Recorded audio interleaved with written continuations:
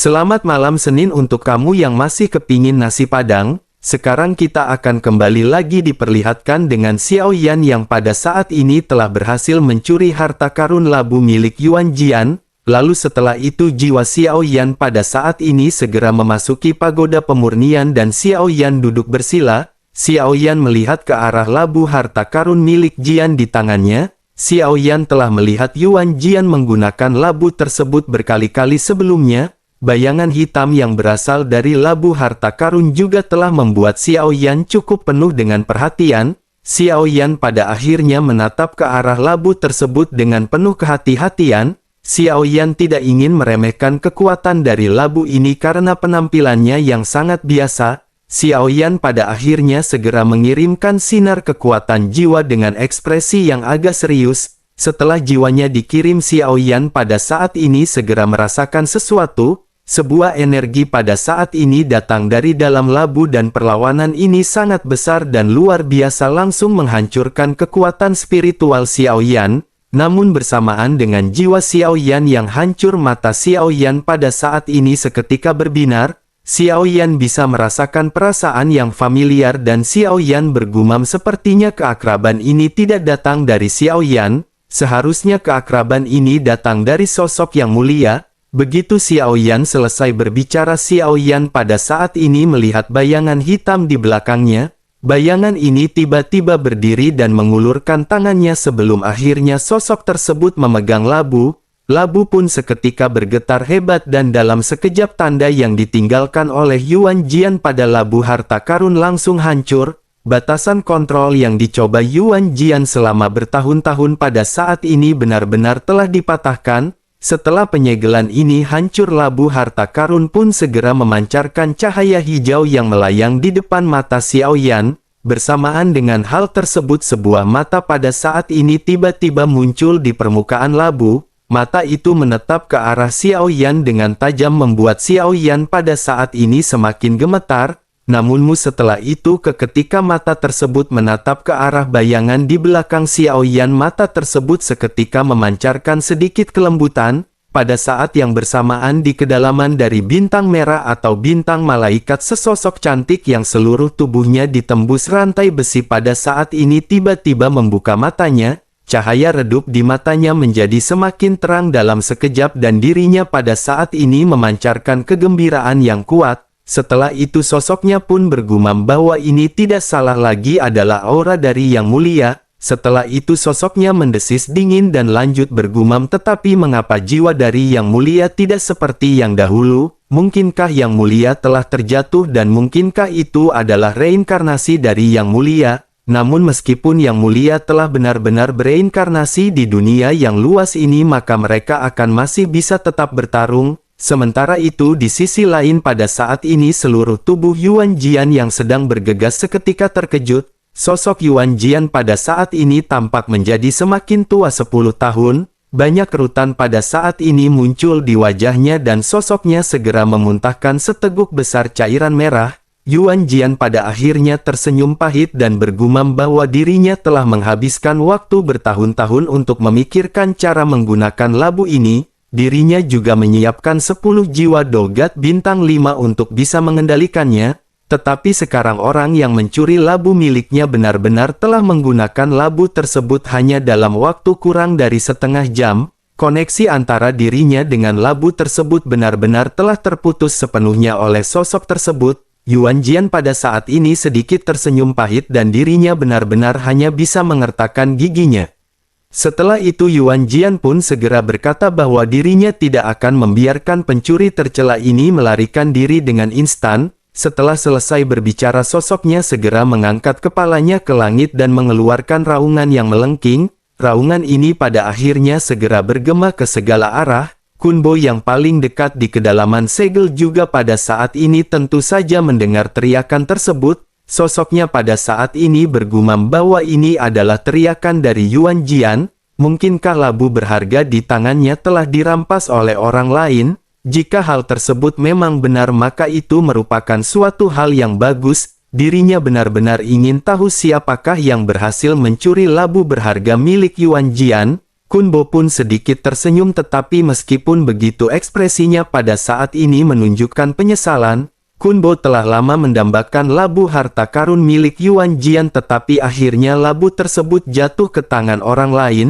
Sementara itu di sisi lain yang agak jauh pada saat ini, Jiang An tentu saja juga dapat mendengar teriakan dari Yuan Jian secara samar. Jiang An pun tersenyum dan bergumam bahwa orang yang mencuri harta Yuan Jian ini pastilah Kunbo. Tampaknya kedua orang ini memiliki pemikiran yang sama dengan Jiang An. Jika begitu, permasalahannya sepertinya merupakan hal yang baik untuk mereka bertempur terlebih dahulu. Setelah selesai berbicara, mata Jiang An pada saat ini seketika memancarkan sinar. Jiang An pada saat ini sekali lagi menyebarkan ranting-ranting pohon dan mencari jalan menuju tempat yang benar. Xiao Yan di kejauhan juga pada saat ini tentu saja mendengar suara yang datang dari Yuan Jian.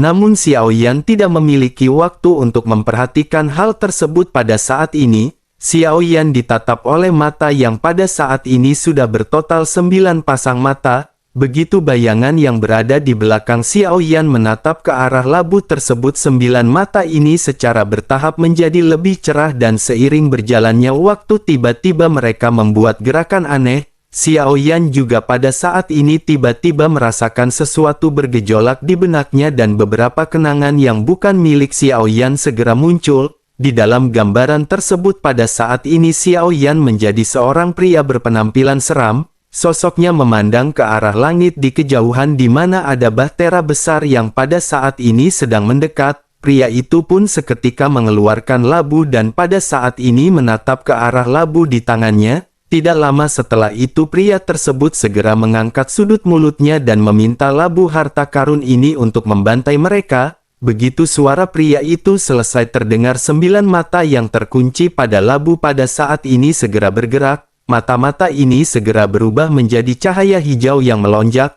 Sosok-sosok ini menggenggam pedang di tangannya dan mata mereka sangat tajam ketika memandang ke arah bahtera. Begitu sosok-sosok ini bergegas menuju ke arah bahtera dengan kecepatan yang sangat cepat, pada akhirnya bahtera pun seolah-olah terlihat stagnan. Tidak lama setelah itu suara benturan keras pada saat ini segera terjadi dan seketika bahtera benar-benar terbelah menjadi 2 bagian. Terlebih lagi hal yang luar biasa pada saat ini adalah banyak mayat-mayat yang berubah menjadi daging cincang yang terlihat berterbangan.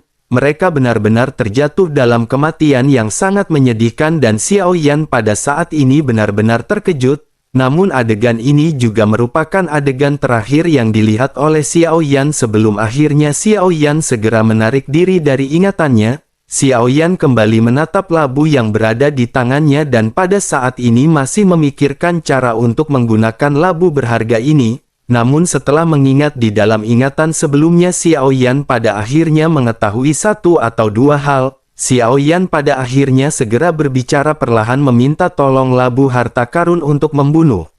Xiao Yan pada saat ini tidak menyelesaikan kalimatnya dan saat Xiao Yan mengucapkan kata bunuh, perasaan panik pada saat ini terpancar dari labu harta karun tersebut. Mata di labu itu pun berkedip-kedip dan sepertinya labu harta karun akan segera membantai orang. Begitu Xiao Yan mengucapkan kata terakhir, di saat yang sama suara yang acuh tidak acuh juga pada saat ini muncul di benak Xiao Yan. Suara tersebut menjelaskan bahwa kekuatan spiritual tidak mencukupi dan tubuh dari labu ini rusak lebih dari 80%. Xiao Yan pun menarik nafas dalam-dalam setelah Xiao Yan mendengar perkataan yang baru saja melintas di benak Xiao Yan. Xiao Yan pun mengertakkan gigi dan pada saat ini Xiao Yan tidak lagi khawatir. Sebelum akhirnya Xiao Yan segera mengeluarkan labu harta karun dari pagoda pemurnian, Xiao Yan lanjut memasukkan labu harta karun ini ke dalam cincin penyimpanan dengan mata yang berbinar.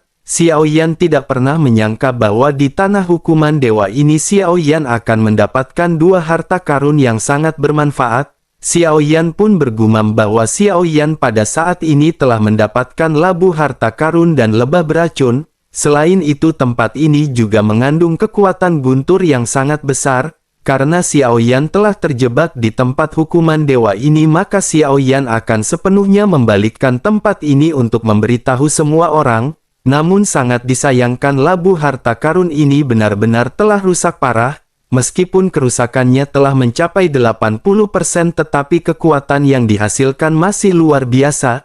Jika labu ini dapat diperbaiki sepenuhnya maka di masa depan benda ini pasti akan menjadi benda yang menantang surga. Xiao Yan pun segera menekan perasaannya ini dan Xiao Yan segera menyingkirkan labu harta karun. Xiao Yan lanjut menutup matanya menekan pemikiran batinnya dan melanjutkan untuk menyerap guntur di sekitar. Waktu pun terus berlalu dan 2 bulan pada saat ini melintas dalam sekejap mata. Dalam periode waktu ini Xiao Yan juga telah menyerap kekuatan dengan sangat cepat. Xiao Yan juga terus bergerak perlahan maju menjauh dari tempat batu sumber sebelumnya berada. Xiao Yan pada saat ini menjadi semakin dekat dan dalam waktu 2 bulan selanjutnya Xiao Yan benar-benar sudah mendekati batu origin sumber energi. Alasan mengapa Xiao Yan bisa terus bergerak maju dengan lancar adalah karena Xiao Yan mengandalkan kekuatan spiritual keadaan suci. Selain itu Xiao Yan juga menyerap kekuatan guntur dari dinding batu yang berada di sekitar. Dengan begitu Xiao Yan juga pada saat ini bisa mengetahui pusat dari energi guntur dan Xiao Yan bisa menemukan jalan yang lebih benar.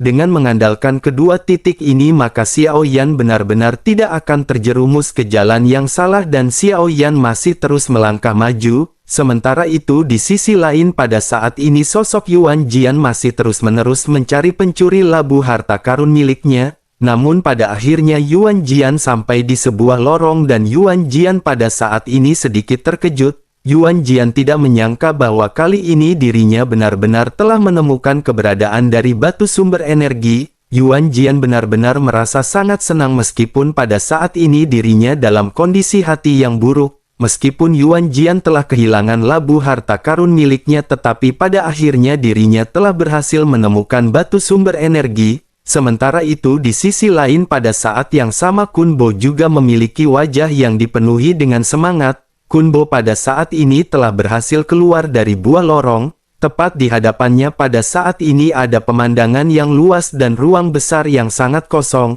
Di tengah-tengah ruang kosong ini Kun Bo melihat sepotong magma ungu kehitaman dan juga melihat sesosok wanita cantik. Wanita ini tertusuk oleh rantai baja yang tidak terhitung jumlahnya dan masih menutupkan mata. Namun yang membuat Kun Bo gembira adalah sumber energi yang sangat kaya yang berada di sini.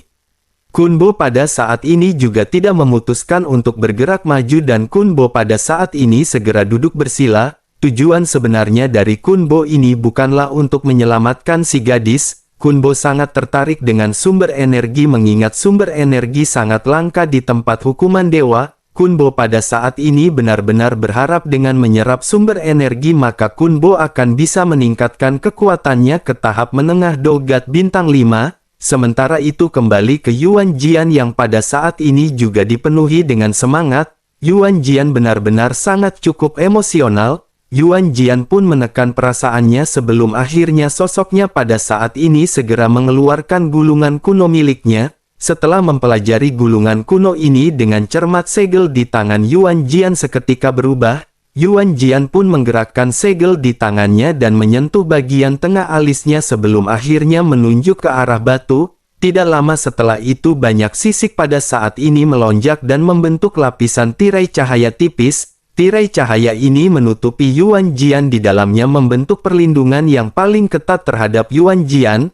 Tidak lama setelah itu Yuan Jian pun merasa sedikit lega sebelum akhirnya kembali menunjuk ke arah batu sumber energi. Yuan Jian pun bergumam bahwa mengambil batu sumber energi ini untuk penyegelan akan melonggarkan segel dan formasi penyegelan yang berada di sini. Batu sumber energi ini mengandung sumber energi yang sangat besar. Dirinya juga bisa memancarkan sumber energi yang kuat yang akan bisa membuat orang terjatuh pingsan. Namun seharusnya dengan kekuatan Dogat bintang 5-nya dirinya akan bisa melawan hal tersebut. Tanpa ragu-ragu lagi pada akhirnya segel di tangan Yuan Jian berubah dan dirinya kembali menunjuk ke arah batu. Dengan tunjukan jari ini 9 pilar batu di tanah mulai naik dan mulai berputar. Dalam sekejap mata pada saat ini gelombang kejut segera melonjak menyebar ke segala arah. Sumber energi yang kuat pada saat ini dibawa oleh lonjakan membuat Yuan Jian seketika terjatuh pingsan. riak energi yang dipancarkan oleh batu sumber energi ini langsung menembus perlindungan yang diatur oleh Yuan Jian. Selanjutnya sumber energi ini benar-benar menyapu ke sekeliling.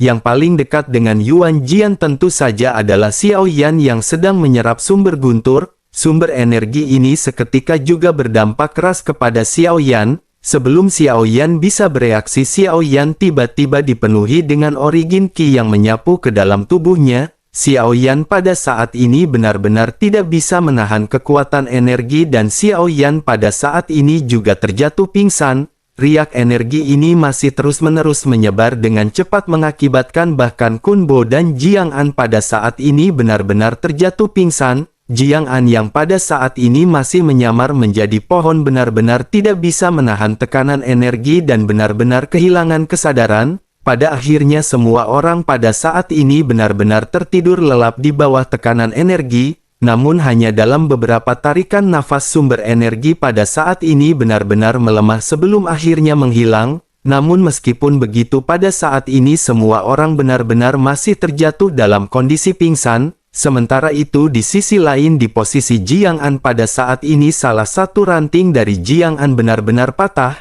Bersamaan dengan hal tersebut jiwa Wu Tu pada saat ini melonjak keluar. Wu Tu pun melihat sekeliling sebelum akhirnya bergumam tampaknya sudah saatnya baginya untuk segera memberikan laporan. Pada akhirnya tanpa banyak basa-basi pada saat ini sosok dari Wu Tu segera bergegas melesat keluar. Setelah cukup lama pada akhirnya sosok Wu Tu telah sampai di permukaan dari bintang malaikat. Wu Tu pada saat ini menyiapkan beberapa formasi sebelum akhirnya segel di tangan Wu Tu seketika berubah. Wu Tu pun menggertakkan giginya dan pada saat ini klon dari Wu Tu benar-benar terbakar dan Wu Tu menjadi kilatan cahaya.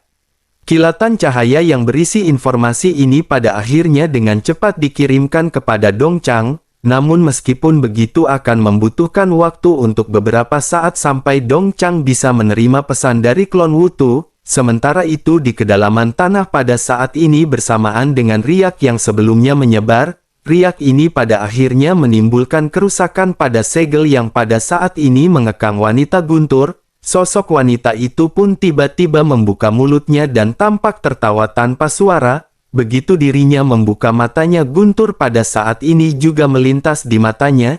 Jika Xiao Yan melihat kekuatan guntur semacam ini Xiao Yan pasti akan menghela nafas dengan penuh keterkejutan. Guntur ini sepertinya sesuatu yang bahkan belum pernah dikeluarkan oleh Lei Li sama sekali. Selain itu kekuatan guntur yang berada di sini tampaknya benar-benar beresonansi dengan nafas dari wanita tersebut. Sementara itu di sisi lain di planet yang berbeda di langit yang berwarna merah ungu pada saat ini sesosok tubuh terlihat sedang bersila dan menunggu sesuatu. Sosok tersebut menutup matanya dan bernapas perlahan dan setiap kali dirinya bernafas warna ungu merah di dunia ini terguncang dan sosok ini adalah Dong Chang. Petir ungu merah meraung di langit dan sebuah celah pada saat ini seketika muncul di mata Dong Chang.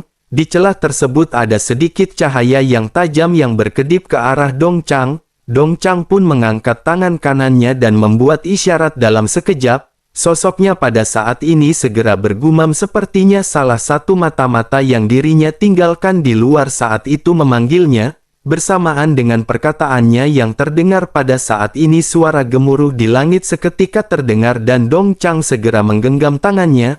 Ledakan pada akhirnya terjadi dengan kilatan cahaya yang pada saat ini hancur dan berubah menjadi kabut hijau. Di dalam kabut hijau ini pada saat ini terlihat sebuah gambaran yang berada di bintang malaikat. Gambaran ini memperlihatkan Jiang An, Yuan Jian, Kun Bo dan Xiao Yan. Tempat penyegelan yang berada di bintang malaikat juga pada saat ini terungkap di dalam asap hijau. Sampai saat ini guntur di langit mencapai raungan yang paling hebat. Melihat adegan ini ekspresi Dong Chang seketika tiba-tiba berubah menjadi cerah. Pertama-tama dirinya menunjukkan ekspresi tidak percaya dan sosoknya seketika berdiri. Namun setelah melihat ingatan yang baru saja dikirim oleh klon Wu Tu, Dong Chang pada akhirnya memiliki ekspresi yang sangat gembira di wajahnya. Dong Chang pada akhirnya segera berkata jika dirinya bisa mencapai prestasi ini secara sendirian maka dirinya akan mengakhiri penjagaan di sini lebih awal.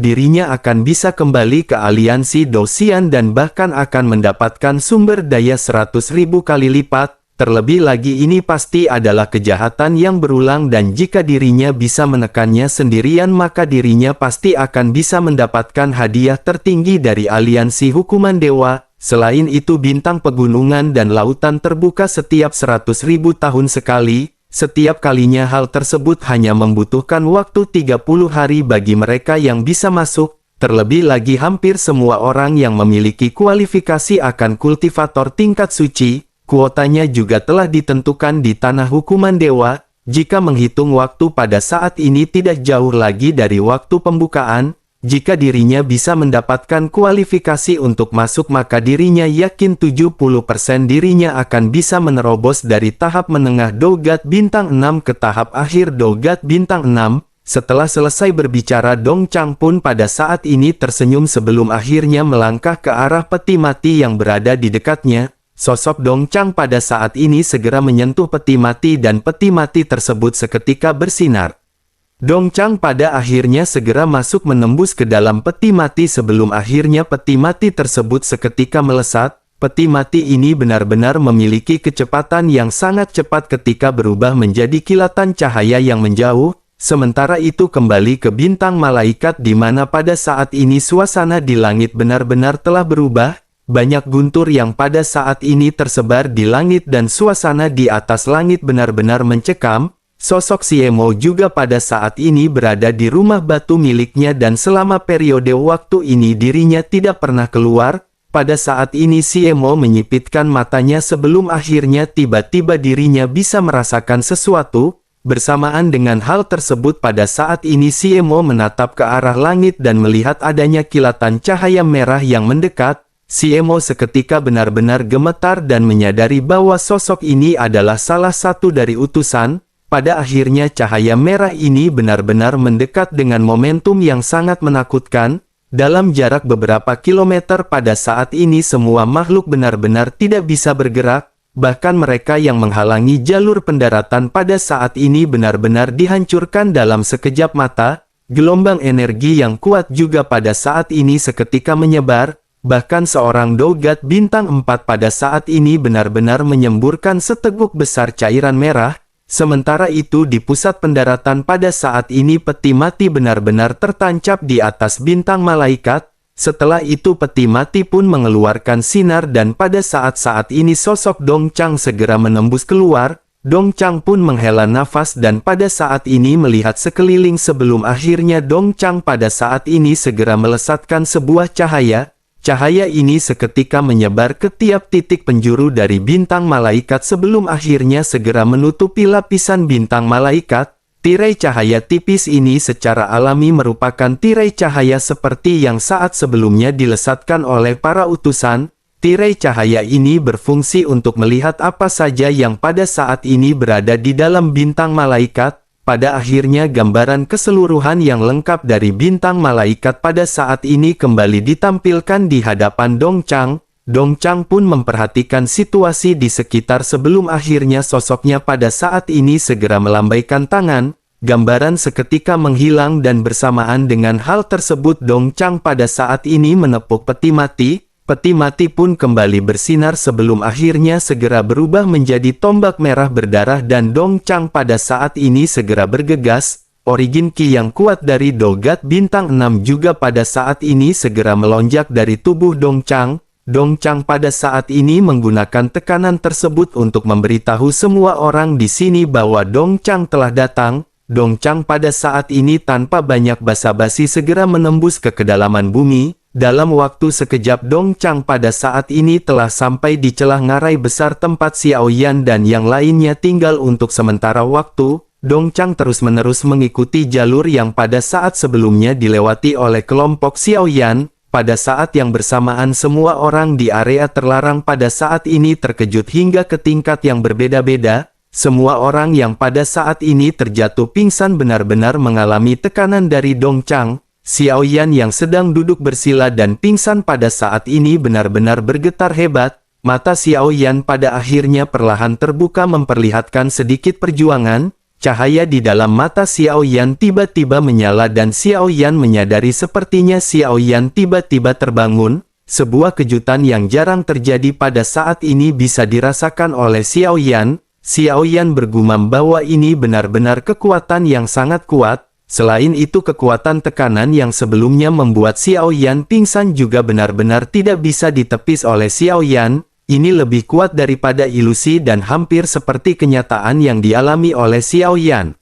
Xiao Yan pun menarik nafas dalam-dalam sebelum akhirnya Xiao Yan pada saat ini kembali fokus pada tekanan yang kedua yang dirasakan oleh Xiao Yan. Xiao Yan pun segera berdiri dan Xiao Yan pada saat ini segera melesat dan setelah beberapa saat Xiao Yan muncul di sebuah lorong dan Xiao Yan pada saat ini melihat tubuh dari Yuan Jian yang gemetar. Ada 9 pilar batu di hadapan dari Yuan Jian yang mengambang dan batu ini memancarkan cahaya yang sangat terang. Xiao Yan pun menatap ke arah batu tersebut dan pada saat ini terdengar suara gemuruh lagi di benak Xiao Yan. Xiao Yan hampir terjatuh ke dalam keadaan pingsan dan Xiao Yan pada saat ini segera menekan perasaan tersebut. Xiao Yan menarik nafas dan berhenti memandangi batu tersebut. Xiao Yan dapat menyadari dengan jelas bahwa yang mengakibatkan Xiao Yan terjatuh pingsan sepertinya adalah batu ini. Selain itu ada juga sumber energi yang sangat kuat yang pada saat ini terpancar di batu tersebut.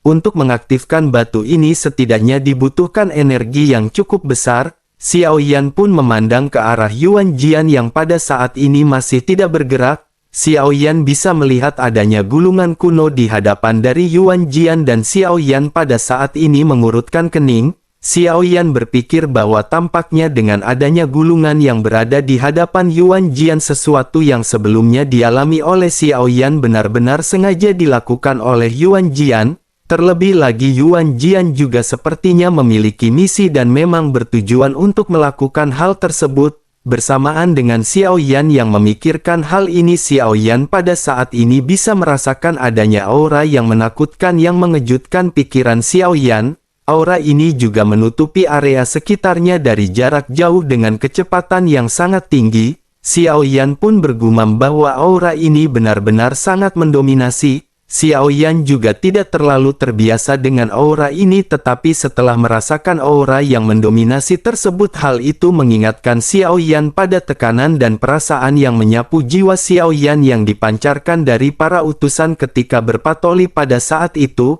Pada akhirnya memikirkan hal ini mata Xiao Yan pun seketika berkontraksi dan Xiao Yan menatap ke arah dinding batu di sekitar. Xiao Yan bisa melihat bahwa seberkas cahaya pada saat ini menembus segala sesuatu di sini. Adegan ini sudah tidak asing lagi bagi Xiao Yan dan ini merupakan adegan yang pernah terjadi sebelumnya ketika para utusan datang. Xiao Yan pada akhirnya segera kembali teringat percakapan antara Jiang An dan Wu Tu. Tanpa ragu-ragu Xiao Yan pada saat ini segera memutuskan untuk bergegas pergi dalam sekejap. Xiao Yan berusaha untuk tidak terkena cahaya yang pada saat ini melesat meliputi segala arah. Xiao Yan pada saat ini terus bergerak menuju jalan yang berada di depan dan melalui kekuatan guntur di dinding batu. Xiao Yan terus-menerus menjelajahi dan melewati beberapa celah ke tempat yang aman. Di tengah perjalanannya Xiao Yan pada saat ini memikirkan kemungkinan apa yang pada saat ini sedang terjadi. Xiao Yan bertanya-tanya apa yang pada saat ini sedang terjadi dan bagaimana bisa seorang utusan datang ke sini. Mungkinkah pingsan yang dialami oleh Xiao Yan ini berlangsung selama beberapa tahun? Apakah utusan dari bintang malaikat pada saat ini mulai berpatroli lagi? Namun jika semua kemungkinan ini tidak benar sepertinya hanya ada satu kemungkinan lain yang pada saat ini bisa dibenarkan. Sepertinya Jiang An juga telah meluncurkan rencananya dan semua itu diakibatkan oleh Jiang An. Xiao Yan pada akhirnya terus-menerus melesat sambil menekan pemikiran ini di dalam hatinya. Namun tidak lama terdengar jeritan yang tajam di tempat batu energi yang sebelumnya dikunjungi oleh Xiao Yan. Di tengah gemuruh Xiao Yan pada saat ini juga bisa mendengar raungan Yuan Jian yang sangat menyedihkan. Setelah itu Yuan Jian pun segera berteriak bahwa dirinya tidak bersalah. Suara Yuan Jian ini juga seketika menyebar kemana-mana dan pikiran Xiao Yan pada saat ini juga terguncang. Mata kembali menyipit dan Xiao Yan pada saat ini memutuskan untuk berlari terus dengan lebih cepat. Xiao Yan pada saat ini juga bisa merasakan bahwa Yuan Jian sedang melarikan diri dari lorong di belakang Xiao Yan. Ada aura yang pada saat ini sangat menakutkan di belakangnya yang mengejar Yuan Jian. Xiao Yan menarik nafas dalam-dalam dan Xiao Yan mengedarkan origin Qi di tubuhnya. Xiao Yan tidak bisa merasakan kekuatan dari sosok tersebut, tetapi dirinya meyakini bahwa sosok tersebut benar-benar menakutkan seperti Bude Yanti yang marah.